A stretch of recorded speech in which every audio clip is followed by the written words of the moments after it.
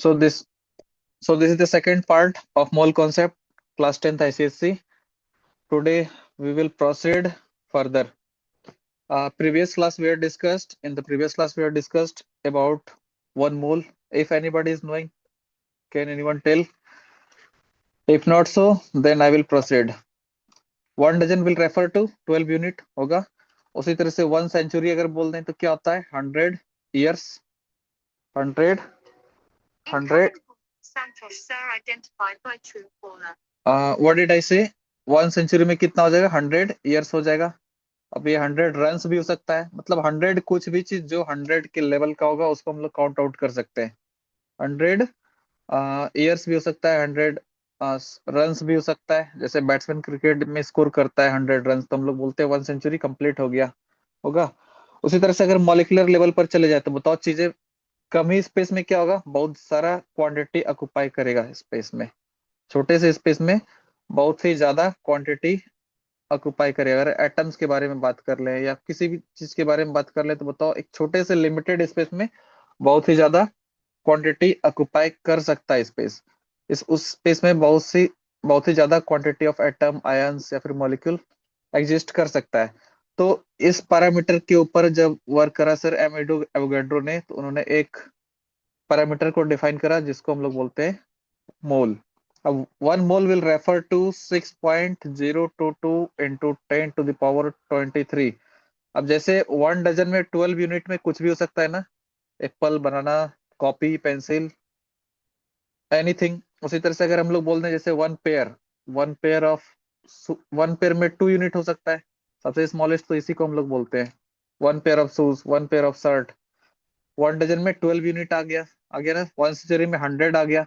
तो जब atomic level पर हम लोग जाते हैं तो वन मोल में इतना इतना क्वांटिटी एग्जिस्ट करता है. अब वो एटम हो सकता है, आयन हो सकता है, मॉलिक्यूल हो सकता है, होगा ना, एनीथिंग जो उस छोटे से छोटे, मतलब मैक्सिमम स्मॉलर, जितना मैक्सिमम से मैक्सिमम स्मॉलर होगा वही क्वांटिटी को हम लोग कलेक्टिवली एक साथ बोल पाएंगे कि वो वन मोल है. बताओ वन मोल ट्रक कभी सोच सकता है कोई क्या? 12 ट्रक अगर आ जाए, यानी वन डजन ट्रक आ जाए तो आदमी के लिए देखना मुश्किल हो जाता है. वन सेंचुरी अगर ट्रक आ जाए तो देखना मुश्किल हो जाता है. बताओ वन मोल ट्रक कितना ज्यादा होगा. तो इसलिए धीरे धीरे क्या करें हम लोग, उसके साइज को घटाते जा रहे हैं. और जब ये क्वांटिटी ज्यादा है तो ऑब्वियस सा बात है कि वो जो चीज होगा जिसके बारे में इस रेफरेंस लेवल को हम लोग यूज करेंगे वो काफी छोटा होगा, क्योंकि 6.022 इंटू मतलब 10⁻23 के ऑर्डर का. तो ऑब्वियस सा बात है ये एटॉमिक लेवल पर ही जाकर के इसके बारे में डिस्कशन किया जा सकता है. सो अब एटॉमिक लेवल पे कुछ भी एग्जिस्ट करता है, जैसे एटम हो गया, आयन हो गया या फिर मॉलिक्यूल हो गया. One mole of anything is represented by a symbol Na. ये क्या है? Avogadro number. इसको हम लोग एवोगैड्रो नंबर के नाम से भी जानते हैं.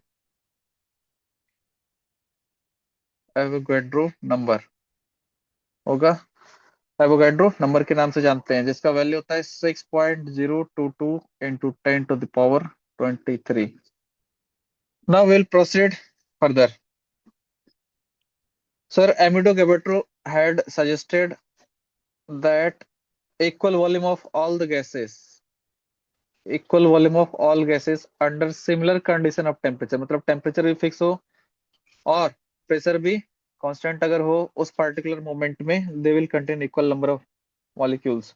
इसका मतलब एक जो अगर नंबर ऑफ मोल्स सेम है ना, अगर वॉल्यूम इक्वल है तो नंबर ऑफ मॉलिक्यूल्स सेम आएगा, इसका मतलब नंबर ऑफ मोल्स भी सेम आएगा. अब इसका क्या मीनिंग है? अच्छा तुम लोग को एक चीज और बता देते हैं कि Na will represent this much quantity होगा. अगर Na क्या है, फिर Na क्या है? बेसिकली वन मोल है. जैसे वन डजन है तो one dozen will represent 12 unit. उसी तरह से Na means one mole, and one mole will represent Avogadro number. And Avogadro number का मीनिंग आ जाता है ये इतना अमाउंट में चीजें प्रेजेंट होगी. और कौन सा चीज? तो मॉलिक्यूलर लेवल का चीज प्रेजेंट होगा. यहाँ तक तो क्लियर है? Next, this means 1 liter of hydrogen contain the same number of molecules as present in 1 liter of oxygen. होगा in 1 liter or in 1 liter of chlorine or in any other gas, provided the volume of all gases are measured at same temperature and pressure. मतलब जो hydrogen के लिए है वही oxygen के लिए भी हो जाए, वही क्लोरीन के लिए भी हो जाए। अगर सेम टेम्परेचर और प्रेशर हो तो उस केसेस में उसका वॉल्यूम भी क्या होगा, इक्वल होगा। दैट मीन्स क्या, उसके वॉल्यूम के इक्वल होने के कारण उसमें नंबर ऑफ मॉलिक्यूल्स भी इक्वल होगा।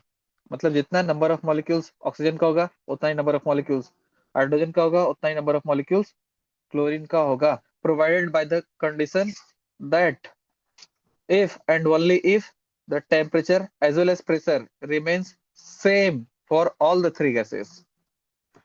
Avogadro उसके बाद फिर सजेस्ट कर किए थे, he had suggested further that the smallest particle of gaseous element is the molecule and not the atom.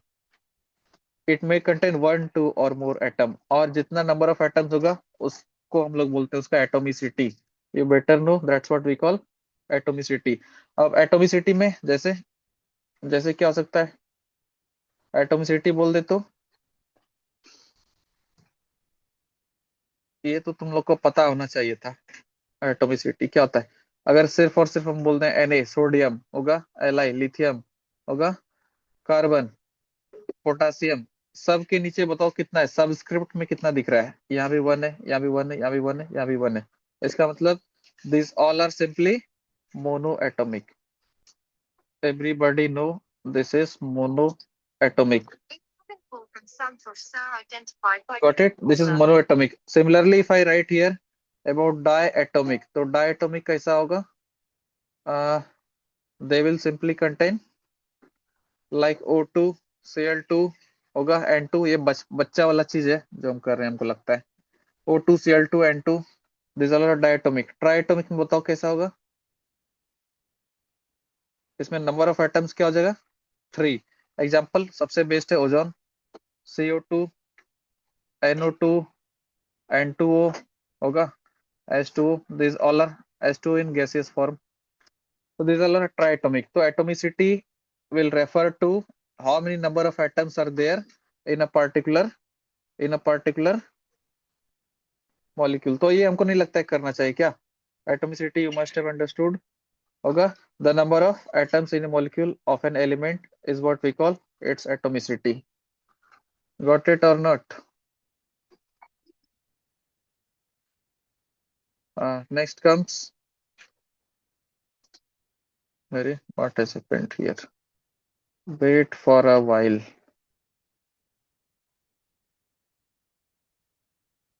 Wait for a while only.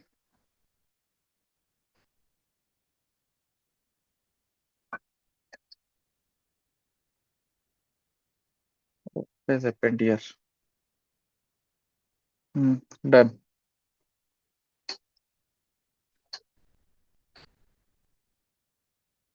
Now what I was telling you, monoatomic, diatomic, triatomic, tetraatomic, octaatomic, सीधा बोल दो polyatomic. क्या, जैसे octaatomic molecule का example acid, board में कभी कभी 1 marks का पूछ सकता है, ठीक है, 1 मार्क्स का, give an example of octaatomic molecule. अब देखना मॉलिक्यूल्स में दो तरह का कैटेगरी होता है, एक होमोएटोमिक, दूसरा होता है हेट्रोएटोमिक। अगर जैसे suppose that if I am writing here, wait a second here,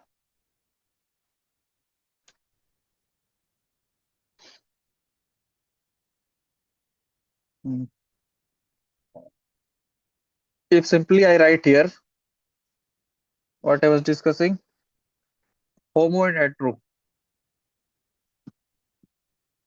If simply I mention here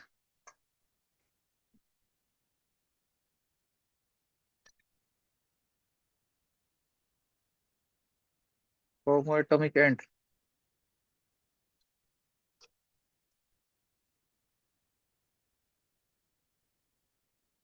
देखते जाना, एक सिंपल सा बात है, O2 है, O3 है, O है। क्या यहाँ पे सिर्फ ऑक्सीजन का एटम है? इसके अलावा तो और कोई नहीं है। यहाँ भले ऑक्सीजन में 1 है, यहाँ पे 2 है, यहाँ पे 3 है, लेकिन क्या O3 जो है, O O O तीन तीन ऑक्सीजन के एटम से मिलके बना है और तीनों आपस में सिमिलर है। ये ऑक्सीजन, दूसरा वाला भी ऑक्सीजन, तीसरा वाला भी ऑक्सीजन। तो such molecules are called homoatomic molecules, they are said to be homoatomic molecules. Now comes heteroatomic molecules. What are heteroatomic molecules? if I write here if I simply write down here CO2, so clearly this is also a molecule, but it has one carbon and two oxygen. But carbon and oxygen, they both are different, दोनों का दोनों क्या है, different है। That's why we say this one is an example of heteroatomic molecule, जिसमें same similar atom होगा, मतलब exactly same atom होगा तो उसको बोल देंगे क्या है, होमोएटॉमिक है। अदरवाइज एल्स, अगर उसमें डिफरेंट होगा तो we will say it is heteroatomic molecule. Got it? इसके बाद क्वेश्चन के ऊपर चलते हैं, देखते जाना। कहता है अंडर, देखते जाना यहाँ पर, कहता है under same condition of temperature and pressure you collect 2 litre of carbon dioxide, क्योंकि अपना मेन मकसद तो न्यूमेरिकल को करना है। 3 litre of chlorine and 5 litre of hydrogen, 4 litre of nitrogen and 1 litre of sulphur dioxide. In which gas sample will there be the greatest number of molecules? सबसे ज्यादा किसमें होगा और least number of molecules भी किसमें होगा? You have to justify your answer. Can anyone tell? कोई कुछ बोल सकता है क्या इसके ऊपर? आता है या नहीं आता है? कम से कम इतना बोल दो। Sleeping or not? Sir, you only tell. You okay? I will have to tell. As you better know, the topic over here is under same condition of what, temperature and pressure. So pressure as well as temperature both are same, and under that condition, three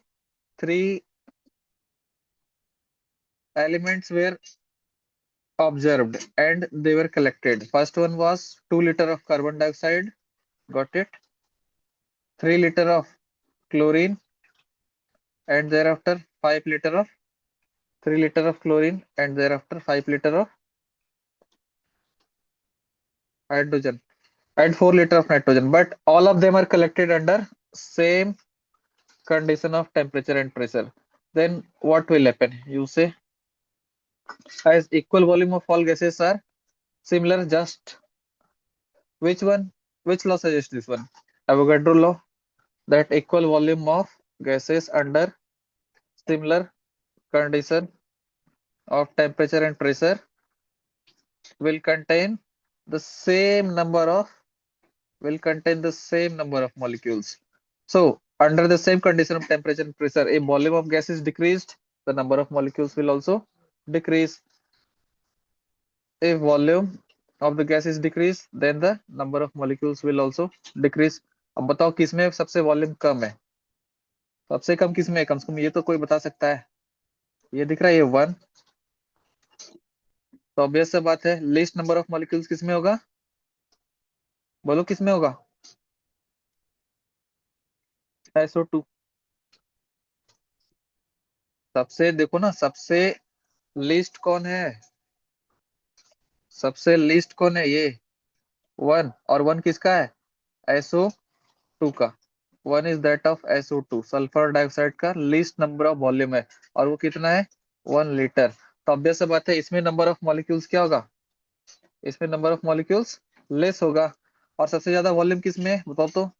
obvious सा दिख रहा है, this is 5 liter of hydrogen is there. So clearly number of molecules of hydrogen will be greater as compared to other, and the number of molecules of SO2 will be least as compared to all other gases. So I have justified.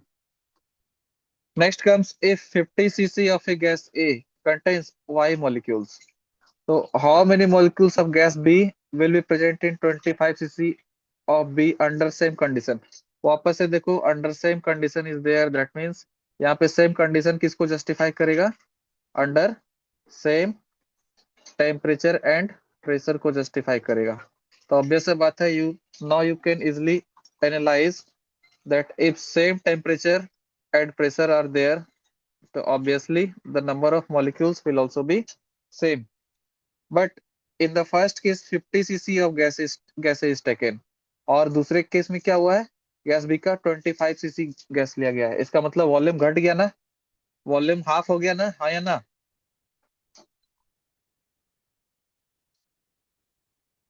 Volume half हो गया ना। हाँ sir. हाँ, तो volume half हो गया तो obvious सी बात है नंबर ऑफ मॉलिक्यूल्स भी क्या हो जाएगा, हाफ हो जाएगा, होगा ना। सो 50 cc contains if y molecules, then 25 cc will contain y by 2 molecules. Why? Because the volume is reduced to half, so the number of molecules will also be reduced to half. So according to Avogadro law, what's gonna be there, देखो, according to Avogadro law 50 cc of A contains equal molecule as 50 cc of B, but यहाँ पे 50 cc of B तो है नहीं, यहाँ पर कितना है, only 25 cc of B है, तो obvious सा बात है 25 cc of B will contain half of what 50 cc contains। जितना 50 cc का रहेगा उसका जस्ट ये क्या रहेगा, हाफ होगा, जस्ट हाफ। तो डन। नेक्स्ट हम क्या, ये तो बच्चा वाला क्वेश्चन से बन जाना चाहिए। State Gay Lussac's law of combining volume बन जाएगा ना, Avogadro law, just done. Define atomicity done. Differentiate between N2 and twice N। यहाँ पे पता है N2 refers to one molecule of nitrogen, one molecule of nitrogen, it refers to one molecule of nitrogen. Fiber 2N, 2N suggest two atoms of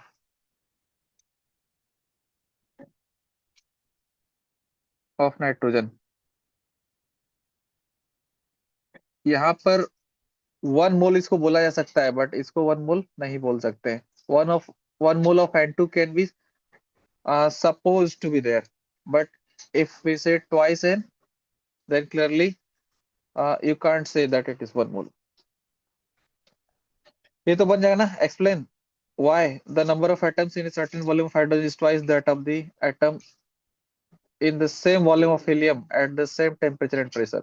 Why? Because atomicity के कारण। ये सब सस्ता सस्ता क्वेश्चन हमको लगता है बन जाना चाहिए क्या, सारा वही उसी बेसिस पर है, स्टोसियोमेट्री के बेसिस पर। अरे याद आया एक टर्म, स्टोसियोमेट्री एनालिसिस, क्या था बताओ तो। नंबर ऑफ वॉल्यूम्स किसके ऊपर डिपेंडेंट होगा, उसके स्टोसियोमेट्रिक कोफिशिएंट के ऊपर, स्टोकियोमेट्रिक कोफिशिएंट के ऊपर, जो आगे था, जो कल बताए थे। आई थिंक ये सब तो बन जाना चाहिए। Next comes very important and major topic which is RM, RAM, random access memory नहीं बल्कि relative atomic mass. Random access memory computer में होता है, फिर it is RM, relative atomic mass. Relative atomic mass को हम लोगों ने कैसे डिफाइन करा वो देखते जाना। इफ आई से यू, सबसे बताओ तो मेजरली कौन कौन सा एलिमेंट प्रेजेंट है, carbon C612, C613, again C614, जिसमें से C614 रेडियो एक्टिव एलिमेंट है और ये मिनिमम अमाउंट में प्रेजेंट है। कार्बन 13 भी मिनिमम अमाउंट में प्रेजेंट है। तो फिर मेजरली कौन प्रेजेंट है पूरे यूनिवर्स में, कार्बन 12। तो साइंटिस्ट लोगों ने क्या किया, डिफाइन करने का कोशिश किया एटॉमिक मास को। तो अगर 1U हम लोग लेते हैं, इफ यू टेक 1U, जैसे बताते हैं नेचुरल नंबर कहाँ से स्टार्ट होता है, वन से ना, वन से स्टार्ट होता है।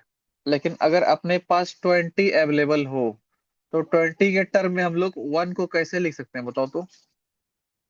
क्या इस 20 को हम लोग लिख सकते हैं क्या 20/20? देखो तो कैंसिल आउट होके वन आ जाएगा ना, आएगा ही नहीं आएगा, आ जाएगा। 20/20 इज वन। उसी तरह से अपने पास कोई क्वांटिटी 50 में प्रेजेंट है और हमको उसको वन के टर्म में लेके जाना है, तो ऑब्वियस सा बात है इस 50 के साथ 50 से डिवाइड कर देंगे, you will finally get one. तो एटॉमिक मास को डिफाइन करने के लिए साइंटिस्ट लोगों ने क्या करा, सबसे ज्यादा जो मेजरली, मतलब मेजोरिटी में जो सबसे ज्यादा एलिमेंट प्रेजेंट था in our surrounding, that was C612। That was basically C612। Carbon 12 majorly present था। ठीक है, C612। तो अपने को तो 1 तक पहुंचना था, लेकिन कार्बन का एटॉमिक मास कितना होता है बताओ तो? 12U। Atomic number 6, atomic number is 6 and atomic mass is 12U। अब इसमें सवाल था कि हमको 1 तक पहुंचना है, क्योंकि हम लोगों ने नेचुरल नंबर तो 1 से काउंट करना सीखा है। तो 1U, 2U, U stands for AMU, उसका शॉर्ट फॉर्म है। AMU refers to atomic mass unit. M will relate to atomic mass unit. उसको शॉर्टली हम लोगों ने यू से रिप्रेजेंट करा है।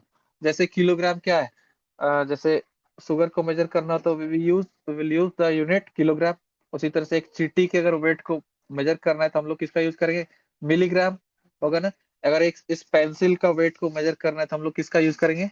इस पेंसिल के मास को मेजर करना है तो किसका यूज करेंगे हम लोग? ग्राम का यूज करेंगे।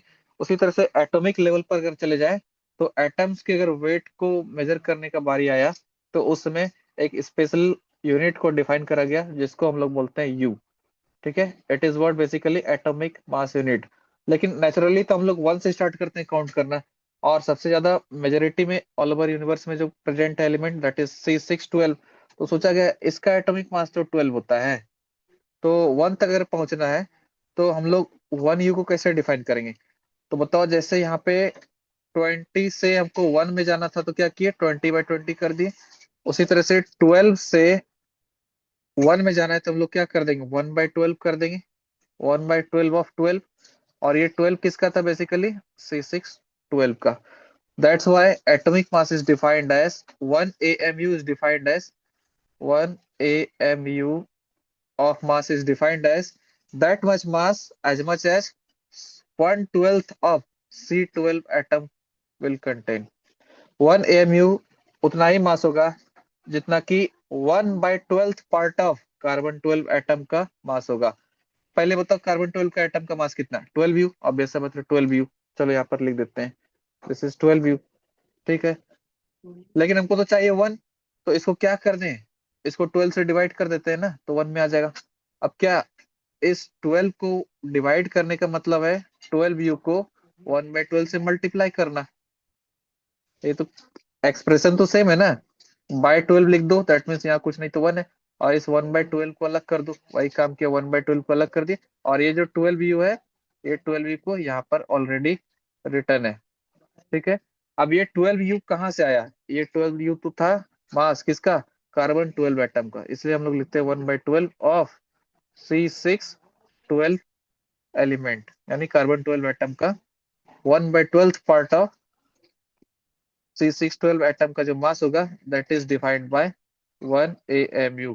और इसको शॉर्टली हम लोग AMU कितना बोलेंगे, इसलिए शॉर्टली इसको लिखते हैं 1U। Got it? तो क्या ये रिलेटिव है? कार्बन 12 के रिस्पेक्ट में लिया गया है।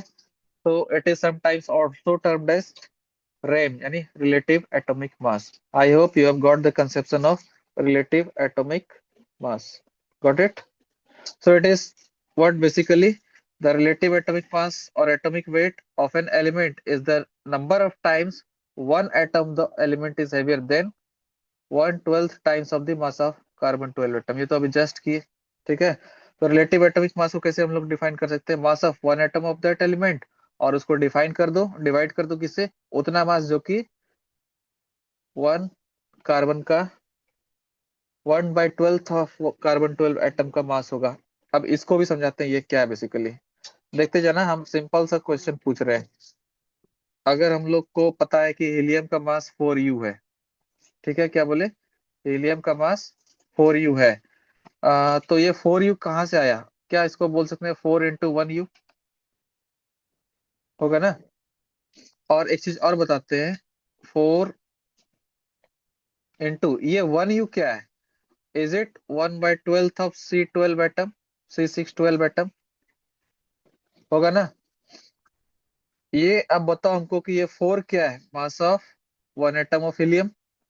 अब देखना, इसमें से एक काम करेंगे।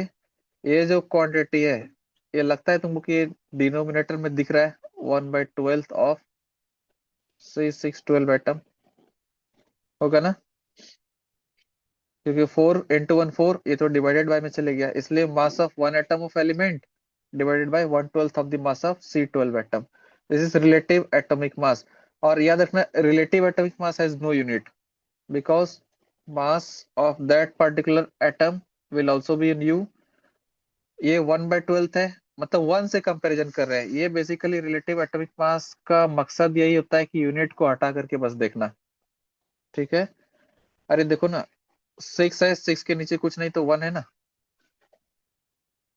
ये अगर एलिमेंट का मास किसी का, सपोज दैट किसी एलिमेंट का मास 6U है, नीचे भी 1U है, इसे डिवाइड कर दें तो सिर्फ वो नंबर बच जाएगा ना। क्या सिर्फ और सिर्फ वो नंबर बच जाएगा 6। और मेरे को वही नंबर को निकालना था कि कितना टाइम हेवियर है। अब ये 1U क्या है, बेसिकली 6U तो उसका मास है, मास ऑफ वन एलिमेंट का होगा। और ये जो 1/1U है, ये क्या है, बेसिकली 1/12 ऑफ C612 एटम का मास है। So clearly, relative atomic mass gives the idea of how much times, how much times, number of times one atom of element is heavier than 1/12 times the mass of one atom of carbon 12। ये तो समझ में आ गया होगा I think, ये क्यों इसका need पड़ा था और हम लोग कार्बन 12 को क्यों सिलेक्ट किए, 1/12 क्यों लिए, ठीक है, और मास ऑफ वन एटम को क्यों डिफाइन किए। रिलेटिव एटॉमिक मास बेसिकली रिलेटिविटी को शो करता है, मीन्स कंपैरिजन को शो करता है। आई होप यू हैव गॉट। ठीक है। Carbon 12 was finally selected because its adoption is least affected the values of the atomic mass of various element on old standard।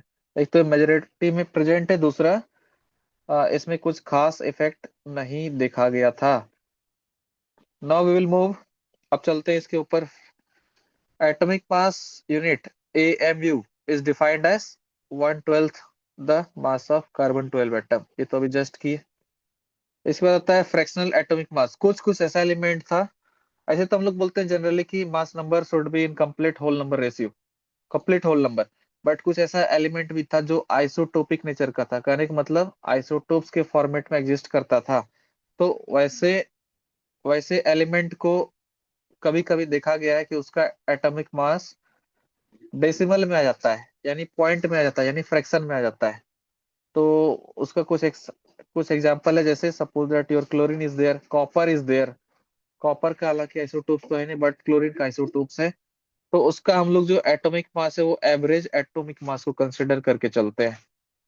So 35.5U is what basically average atomic mass of both the isotopes of both the isotopes of chlorine. ठीक है।